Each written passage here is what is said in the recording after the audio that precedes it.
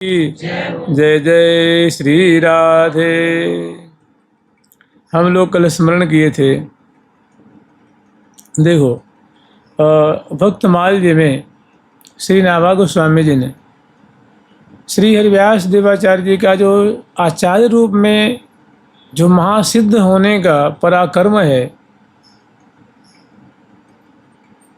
जो दिव्य दिग्विजयी धुरंधर महासिद्ध संत सेवी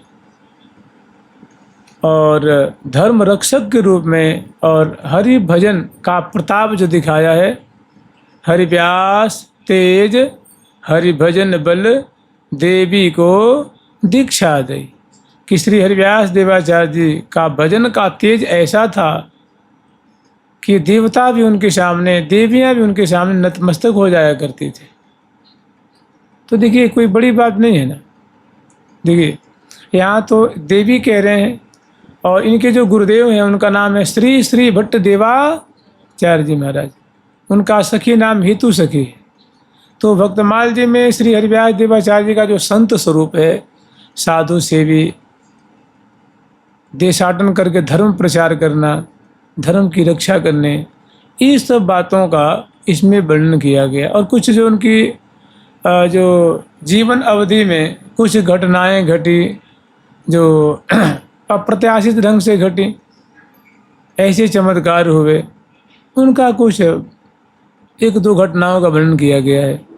इसमें उनका निकुंज में क्या उनका स्थान है, श्रीधाम वृंदावन में प्रिया प्रीतम की सेवा में उनकी कैसी स्थिति है, कौन सी सेवा करती हैं, वृंदावन धाम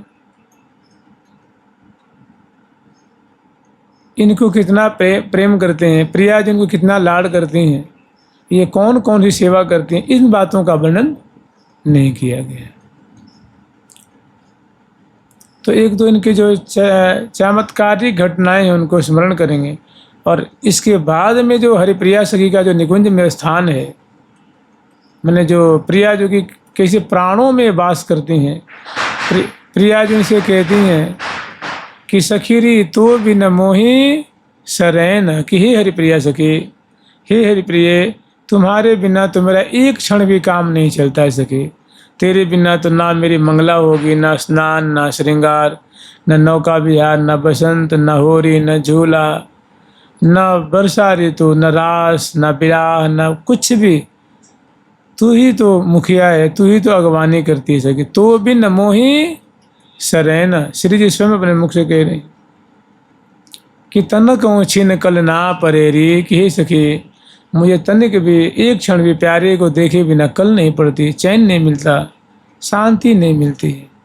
तनक छिन कल ना परेरी, बिन देखे पिय मोह तू मेरी। तो अनेकों बातें, तो पहले इनके जो संत रूप में, आचार्य रूप में जो इनकी बातें हैं वो हम स्मरण करेंगे। इस भक्तमाल में उन्होंने महावाणी नामक ग्रंथ उनके द्वारा प्रकट हुआ, इस बात का वर्णन नहीं है। इनका नाम हरिप्रिया सखी है, ये वर्णन नहीं है। ये प्रिया प्रीतम को कैसे होरी खिलाते हैं, ये वर्णन नहीं है। जो संत आचार्य रूप में जो बातें हैं वही वर्णन किया गया।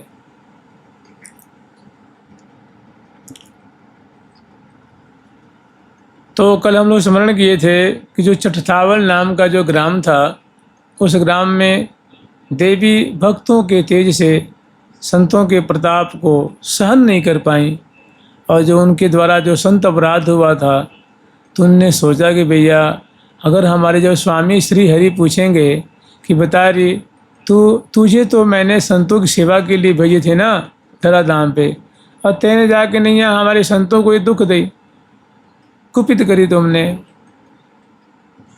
सेवा रुकवा दी और संत महात्माओं के भजन में तुमने विघ्न डाला, ये तुमने कैसा अपराध किया, तो मैं क्या जवाब दूंगी।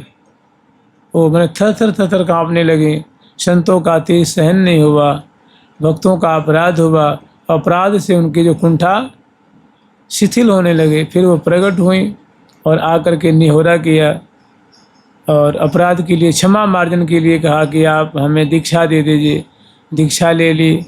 उसके बाद जो गांव का जो मुखिया था, जो बकरा चढ़ाया करता था, तो उसको आकर के रात्रि में खाट से तो उसको पटक दिया और उस पर देवी का आवेश हो गया। वो अपने मुख से ही लगा बोलने। वो जानती है क्या कहा, अपने समाज जैसे पंचायत होती है ना, ऐसे सवेरे उसने पंचायत जोड़ी। रात ही में हल्ला कर दिया उसने जाकर के कि भैया इतने हमारे समय निकल गए, कभी भी हम लोगों को देवी ने दर्शन नहीं दिया। आज देवी की ऐसी कृपा हुई है कि आज देवी ने हमें दर्शन दिया है। तो सवेरे पंचायत जुड़ी तो बोले भैया कि ऐसी ऐसी देवी ने कहा है कि मैं तो भाई हरिव्यासी, मैं हरिव्यासी होगी, मैंने हरिव्यास देवाचार्य की शिष्या हो गई और तुम भी शिष्य हो जाओ, नहीं तो मैं मार डालूंगा तुझे, अनर्थ कर दूंगी। और सुन, गांव के सभी लोगों को जाके तो कह दे कि आज के बाद तू भी मेरी सेवा करेगा तो फल चढ़ा करके, फल मूल दूध दही मिठाई के द्वारा, भक्ष नहीं, अभक्त चीज़ नहीं। और गांव में जाके तो सबको सूचना दे दे कि आज के बाद कोई भी वहाँ फल मूल दूध दही की सेवा, अन्य वस्तु को चढ़ा करके सेवा नहीं करेगा, नहीं तो भारी अनर्थ हो जाएगा। और तुम सभी जा कर के दीक्षा ले, नहीं तो मार दूंगी। सभी दीक्षा लिए, कल हम लोग श्रवण किए थे। और उसमें जब गांव में जानते हैं एक होड़ होती है ना, होड़, तो ब्राह्मणों ने कहा गुरुदेव हमारी ओर से सेवा संतों की होगी। तो उन्होंने कहा एक दिन सेवा करिए, 2 दिन 3 दिन 4 दिन 5 दिन 6 दिन 7 दिन, अनेकों दिन। फिर क्षत्रियों ने कहा अरे हम कोई कम थोड़ी हैं, हम भी तो गुरु जी के शिष्य हैं, अब हम क्षत्रियों की तरफ से सेवा होगी। तो क्षत्रियों ने खूब अनेकों दिन तक सेवा करी, मैंने संतों के लिए सब भंडारे, उनके लिए भोजन पानी सुख सुविधा की व्यवस्था करते, खूब बढ़िया कथा सत्संग सेवा पूजा, नाम की महिमा धाम की महिमा खूब हुआ करती थी। वैष्णव धर्म क्या इसके बारे में चर्चा होती थी। सुन सुन के बहुत राजी होते थे, बहुत खुश होते थे वहाँ के लोग। फिर वैश्यों ने कहा कि अब हमारी ओर से, फिर जाटों ने गुजरों ने, ऐसे सभी ने बहुत दिन तक सेवा वहाँ हुई। फिर संतों ने कहा कि देखो अब बहुत दिन तक सेवा लेनी अच्छी बात नहीं है, संत तो रमते राम होते हैं। फिर वहाँ से वो चले किसी अन्य गांव में गए। भाई देखो एक गांव के बाद दूसरा गांव, फिर तीसरा चौथा पांचवा, तो भारत तो गाँव का ही देश है ना। ऐसे भ्रमण करते करते गए तो एक ऐसा गांव आया जिस गांव के लोग बड़े विमुख थे, माने संतों को देख के गाली देते थे, ईंट पत्थर मारा करते थे। संतों में भक्तों में भाव नहीं था उनका। संत गए और उस गांव में इन्होंने अपने पड़ाव गिर दिए और ठाकुर सेवा हो गई। और देखा कि भाई गांव में तो किसी की श्रद्धा ही नहीं है, माने कोई भी नहीं पूछ रहा है, दुनिया आ रही है जा रही है, कोई किसी को मतलब नहीं है।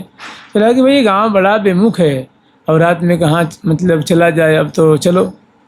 तब तक देवी जो थी ना, देवी जो उनकी दीक्षा ली थी देवी जी, उनको श्री देवी कहते हैं, श्री देवी जी। तो वे अपने गुरुदेव के दर्शन करने के लिए आई। तो उन्होंने देखा अरे ये गांव वाले बड़े दुष्ट हैं भाई, ये तो हमारे गुरुदेव यहाँ हैं और इतने संत महात्मा यहाँ विराजमान हैं, और ये ऐसे विमुख लोग हैं कि कभी इस संतों की सेवा ही नहीं जानते हैं।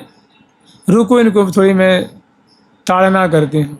देवी ने क्या किया, आकाश से एकाएक उस गांव में इतने बड़े बड़े पत्थर की वर्षा होने लगी। किसी के सिर में चोट लगी, किसी की पीठ में चोट लगी, किसी के पाँव में, किसी की बकरिया, किसी की भैंस, किसी को, और किसी के पूरे माटी के तो घर हुआ करते उस समय ना, खपड़ेल घर, फूस के घर, किसी के झोंपड़ी फूटने लगी, किसी का, सभी बड़े दुखी हुए कि भाई ये क्या हो गया। और वहीं जहाँ संत महात्मा थे वहाँ एक भी पत्थर नहीं पड़ा, वहाँ एक पत्थर की छोटी सी टुकड़ी होती वो भी नहीं गिरा। तो बड़े दुखी हुए। अब उन्होंने सोचा कि भाई क्या करना चाहिए, कैसे राहत मिले इसे। तो उसमें से कोई बड़ा बूढ़ा था, बोला भैया देखो ऐसा है, हम लोग अपने अपराध का ही फल भोग रहे हैं। देखो हमारे गांव में संत आए हुए हैं और हम लोगों ने कभी उनके लिए कुछ सेवा के बारे में ना उनको दंडवत किया, ना प्रणाम किया, ना राधे राधे करी, और ना उनकी कुछ, भाई हम लोग गृहस्थ हैं तो हम लोग का कर्तव्य बनता है कि संतों की सेवा करें, ठाकुर की सेवा करें। लेकिन हम ऐसे नीचे हैं कि कभी पूछे नहीं, लगता है उसी कर्म का फल हम लोग भोग रहे हैं।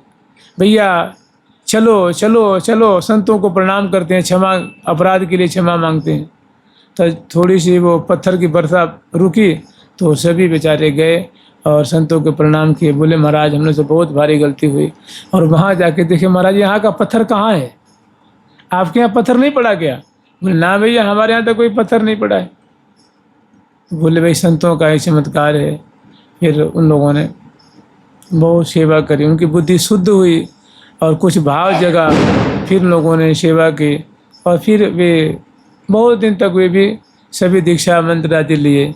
और इसमें एक और प्रसंग बहुत बढ़िया है कि जो पहला गांव था जहां देवी ने दीक्षा ली थी, तो श्री हरिव्यास देवाचार्य महाराज बहुत दिन तक वहाँ रहे।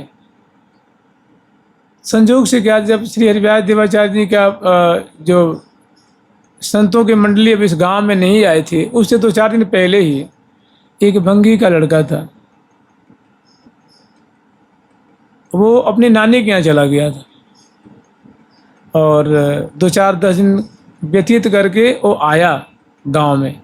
तो देखा भाई गांव के जो बिल्कुल जो रीति रिवाज रवैया ही बदल गया है बिल्कुल।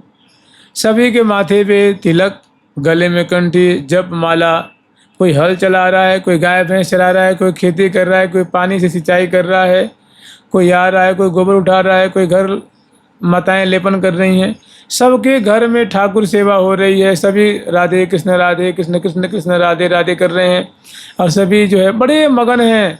और मैंने ये कहते हैं कि एकदम काया पलट हो गया, तो उसको बड़ा अच्छा लगा और अपने आप पे बड़ी गलानी होने लगी कि मैं कितना अभागा हूँ। एक तो मैं निज जाति में जन्मा और देखो मेरा दुर्भाग्य देखो, और इन लोगों का सौभाग्य देखो कि संत आए भी तो हमारी अनुपस्थिति में आए, और मैं कितना अभागा हूँ कि भक्ति से बचा, उनके दर्शन से मैं वंचित रह गया।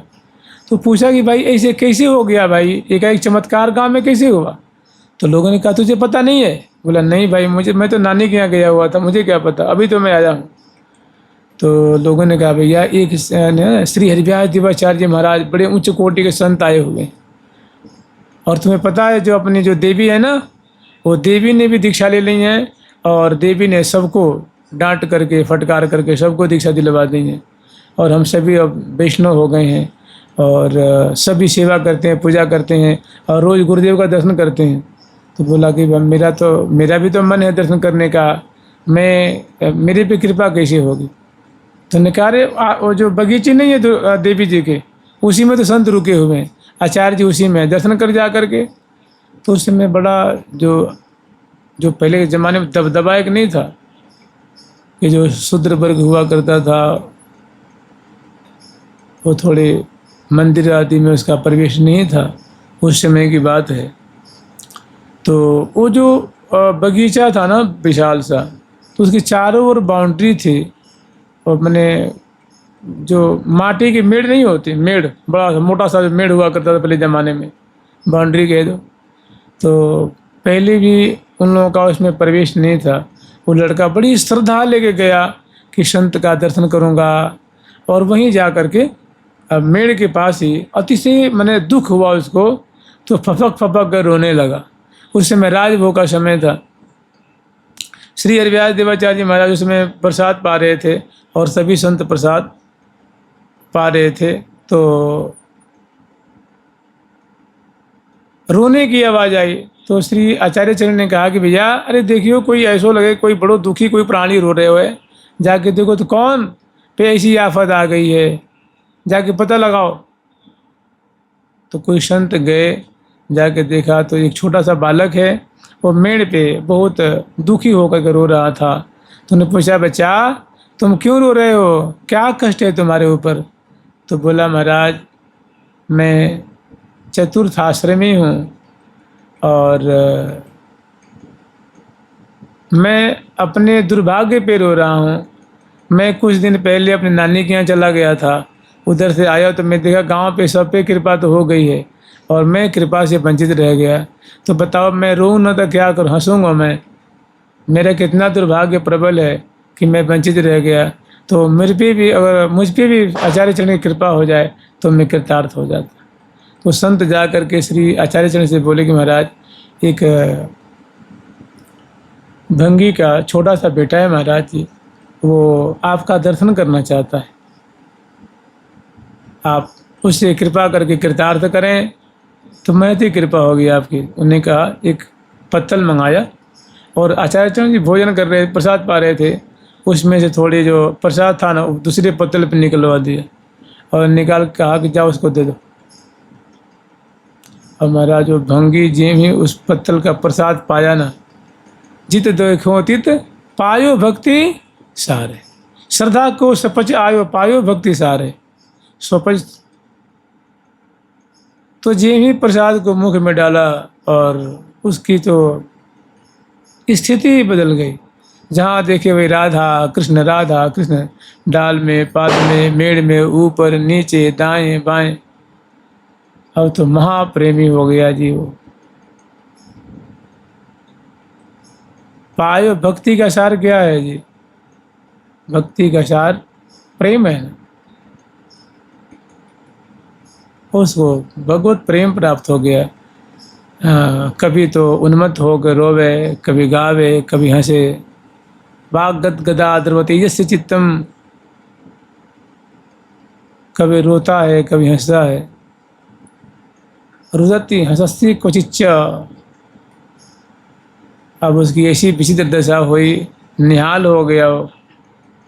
तो बहुत सुंदर सुंदर घटनाएं हैं।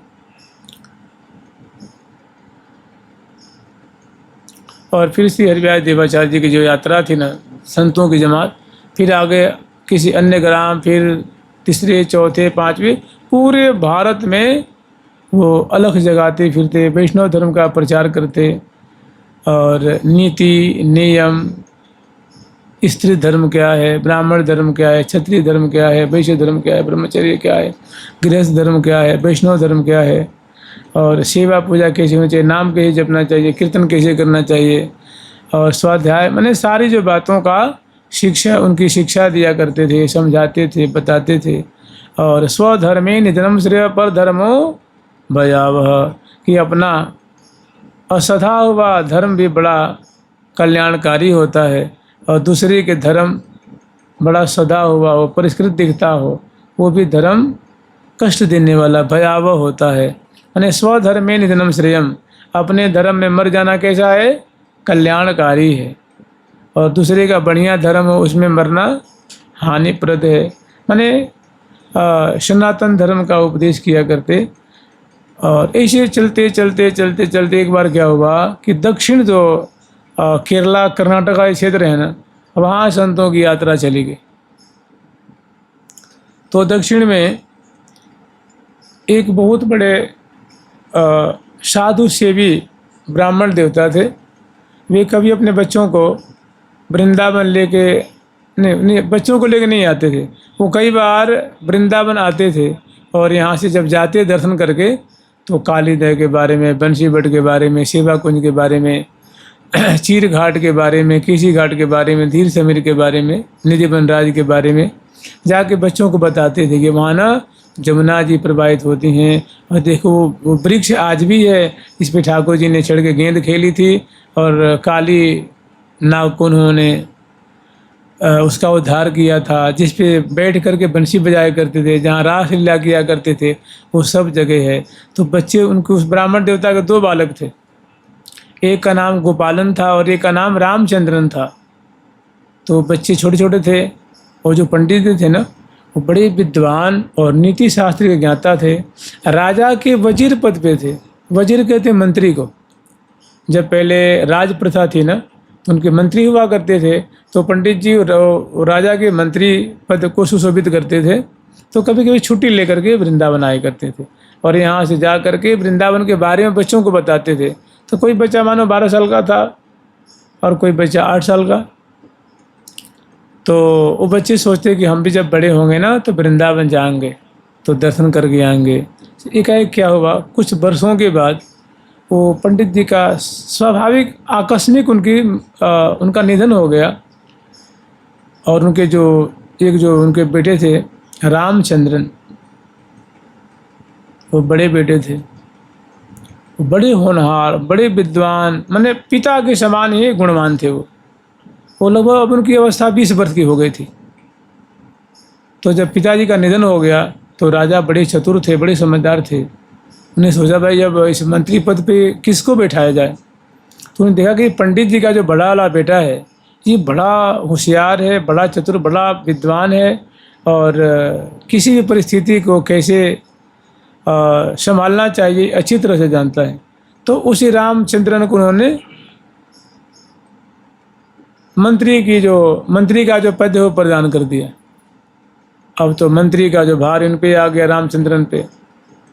और जब कभी रास्ते में माने राज दरबार से घर आते थे, घर से राज दरबार जाते थे, तो रास्ते में कोई संत महात्मा मिल जाता था तो उनकी सेवा करते थे, उनसे वृंदावन के बारे में पूछते थे, संतों के बारे में पूछते थे और कहते महाराज जी आप मुझे अपना शिष्य बना लीजिए ना, मुझे भी साधु बना लीजिए। तो महात्मा कहते भैया हमें साधु बनाने का हम तो देखो भाई बड़े हम साधारण साधु हैं, हमें इतना ज्ञान नहीं है, तो चलो आप नहीं बनाओगे तो कोई संत बता दो। तो संत कहते रही भाई अगर तुम्हें गुरु बनाना है ना तो पूरे भारत में उनकी कीर्ति पताका फहरा रही है, वो श्री हरिव्यास देवाचार्य जी हैं। अरे देवता लोग उनसे दीक्षा लेने आते हैं, इनको गुरु बनाओ। बोले कहाँ रहते हैं वो? तो भाई वो तो वृंदावन में रहते हैं। तो महाराज में वृंदावन यहाँ से बहुत दूर है। ऐसे ही संतों को अपने घर बुला के ले आते, सेवा करते थे और कहते कि हमको दीक्षा दे दीजिए। तो संत तो टाल मटोल करते थे कि नहीं नहीं भैया हम दीक्षा वैसा नहीं देते हैं। तो ऐसे उन्होंने सुन रखा था कोई हरिव्यास देवाचार्य जी महाराज हैं, बड़े धुरंधर प्रतापी आचार्य हैं और उनसे मनुष्य की कौन चलावे, देवी देवता लोग उनसे दीक्षा लेके अपने को कृतकृत मानते हैं। तो उनके मन में आता ना कि मैं भी कभी ऐसा अवसर आएगा तो मैं वृंदावन जाऊंगा, मथुरा जाऊंगा, उनका दर्शन करूंगा। संजोग से जानते क्या हुआ, जिस राज दरबार में वो मंत्री थे तो आप लोग जानते ही हैं कि जो राजा का दरबार होता है, राजा की जो किला होती है उसके आसपास में बड़े सुंदर सुंदर उद्यान होते हैं। आम की बगीची है, महुआ की बगीची है, सेब की बगीची है, फूलों की बगीची है, कदम की बगीची है। ऐसे बड़े बड़े सुंदर सुंदर बगीचियाँ थीं राजा के दरबार के आसपास में और बहुत सुंदर उसमें माली सेवक लगे हुए थे। कुआं, धर्मशाला, ये सब चीज़ें इसमें, फुलवारी, बाग बगीचे, ये सब बहुत सुंदर। तो एक बार क्या हुआ, श्री हरिव्यास देवाचार्य महाराज जी की यात्रा उसी नगर में पहुंच गई और हजारों संत उस मंडली में थे। फिर क्या हुआ कि पहुंचते पहुंचते संध्या हो गई। तो बड़ा हरियाली से युक्त जब श्री हरिव्यास देवाचार्य जी ने देखी तो किशन से कहा भैया जाके देखो तो ये बगीचे में आज हम लोग रात भर रह पाएंगे कि नहीं रह पाएंगे। अगर कोई यहाँ इसका कोई स्वामी और मालिक हो तो पूछ आओ कि कुछ संत आए हैं रात भर यहाँ रह के ठाकुर सेवा करना चाहते हैं और विश्राम लेंगे। तो वहाँ जो माली आदि जो थी उन्होंने कहा हाँ हाँ आप लोग खूब आराम से रह सकते हैं, संतों की तो जगह है, हमारे राजा बड़े अच्छे हैं, संतों की सेवा करते हैं। तो संत महात्मा उस बगीचे में आसन लगाए, ठाकुर सेवा किए। तो करीब करीब 7-8 बज गया था जी, संध्या हो गई थी। तो संत महात्मा अपने आसन को रखे और जैसे तैसे ठाकुर जी की लिए उनके जो पाक बना, रसोई हुई, सभी लोग नहाए धोए और अपने मंत्र जाप किए, ठाकुर सेवा किए और थके थे फिर सभी ठाकुर सेवा करके सो गए। सवेरे सभी 3 बजे 4 बजे महात्मा जगे और सभी अपने अपने कमंडल लेकर के बाहर शौच के लिए निकले। उधर नगर से जो जनता है वो निकली। भाई पहले के ज़माने में 3 बजे 4 बजे लोग जग जाते थे और घर में शौचालय तो नहीं हुआ करता था, सभी लोग खेत में लोटा कमंडल लेकर के शौच करने जाते थे।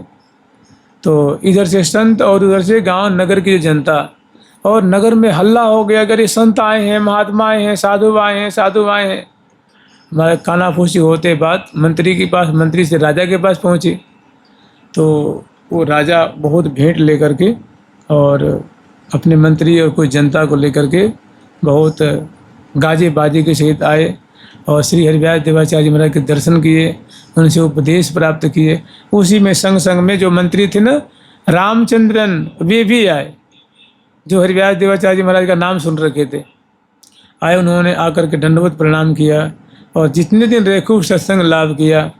लेकिन जब सत्संग करते तो उनके मति हेरा जाते थे, समझ रहे ना।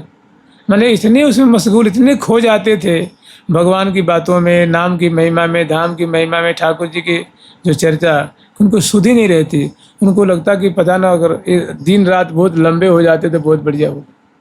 फिर भाई राजा के सेवक थे तो राजा के संग फिर पुनः चले जाते थे। फिर भी श्री हरिव्यास देवाचार्य जी महाराज से उन्होंने ये बात पूछ ली थी, महाराज जी आप कहाँ निवास करते हैं, हम भी आपके दर्शन करने आएंगे। तब उन्होंने बताया कि देखो हम वृंदावन में, मथुरा में रहते हैं।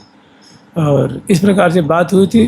फिर समय आया और संतों की जमात वहाँ से आगे चली और श्री रूप जो रामचंद्रन जी थे वहीं सेवा में निरत रहे। से करते करते क्या हुआ, कम से कम 36 साल की उनकी अवस्था हो गई। कितने वर्ष की? 36 वर्ष की। ब्याह शादी नहीं कराए थे, उनके मन में था कि हमें अखंड ब्रह्मचर्य पालन करना है और हमें संत बन के भजन करना है, साधु होकर भजन करना। तो 36 वर्ष की अवस्था हो गई। सोचते कि मतलब सोचा करते थे कि सावन में वृंदावन जाऊंगा, भादों में जाऊंगा, फागुन में जाऊंगा, कार्तिक में जाऊंगा। ऐसे मैंने साल प्रति साल निकलते गए, वर्ष प्रति वर्ष बीतते गया। एक बार रात्रि में उनको बड़ा भारी अफसोस हुआ, भारी ग्लानि हुई कि मैं भी क्या बताओ, कैसी एक दलदल में मैं फंस गया हूँ। ये भी कोई ज़िंदगी है? जीवन निकलते जा रहा है। भारी ग्लानि हुई। तो एक दिन अर्धरात्रि में वो किले के पिछले द्वार से बिना किसी को बताए वृंदावन के लिए, मथुरा के लिए निकल गए। बहुत अनेक भाई पैदल वहाँ से चले थे, लुकते छुपते वो महीनों में आए मथुरा।